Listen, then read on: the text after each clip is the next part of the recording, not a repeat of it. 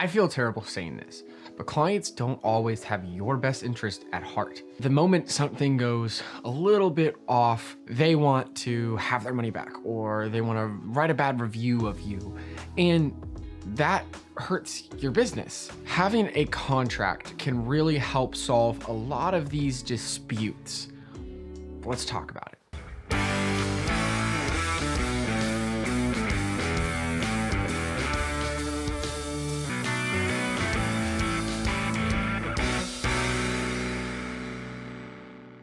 Hey everyone, my name is Jeremy and I am a full-time freelance photographer, videographer, and post-production specialist here in the Dallas-Fort Worth area. I created this channel because when I started my business, there were questions that I couldn't find the answers to, and I thought, why not make a channel dedicated to helping creatives start a creative business? If this is something that you're interested in, please hit that subscribe button and the notification bell to be notified whenever I post a video. As I stated previously, we are talking about contracts and why it is important to have a contract when you're doing photography, videography, or post-production work. Now, I realize that my intro is a bit dark, but it is the truth. I have brought things up to clients before and they have gotten frustrated or pushed back, and I didn't think that this was an appropriate response, but I couldn't do anything about it because I didn't have a contract. I want to talk about the three main reasons why I think every photographer, videographer, or post-production person should have a contract whenever they enter a working agreement with a client. The first and main reason is to outline the terms of the agreement. Where are you doing this? When? How long?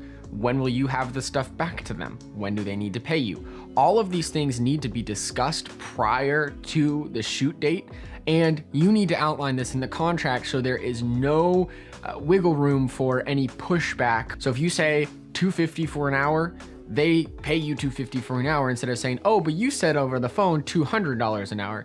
Well, now you have it in your contract outlined as $250. Little things like that can just save you a little bit of heartache. Number two is to protect you from being sued. Before you take this as a legal thing, take your contract to a lawyer and have them sign off on it so that you know, yes, this is legally binding. But for the most of us, you can just get away with a contract and say, hey, this is the terms. And if they push back, then you can say, well, we have a contract. Having a contract can help you from being sued and can help mitigate the disagreements later on down the road. And that actually brings me into my third point, which is mitigating disagreements. If your client says, hey, you didn't give me the amount of photos that you said, but on your contract, there doesn't state any amount of photos, then you're not in the wrong. And you can say that, hey, I didn't actually, in our contract, I didn't say how many photos I would give you.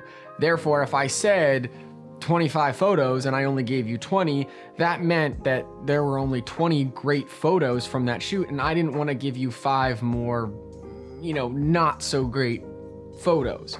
Just being able to mitigate these disagreements down the road is just a blessing, because there have been times where, like, I have brought an issue up to a client. I won't specifically get into it, but I've brought an issue up to a client on some things that I wish that they would have done, and they got really frustrated, and it just kind of, it irked me because it felt like they didn't, respect me enough and respect that this is my business and this is how I get my business. For me, I have now adapted a contract that has all of this laid out so that when I bring these up to clients, I can say, hey, you agreed on this in the contract. I don't want to, bring this up as a disagreement, but I just want to let you know that this is part of my contract. Again, I don't like that this kind of puts the client as the bad person, but in reality, you're running a business and you need to protect yourself and your creativity. Now, again, this is not the end all be all.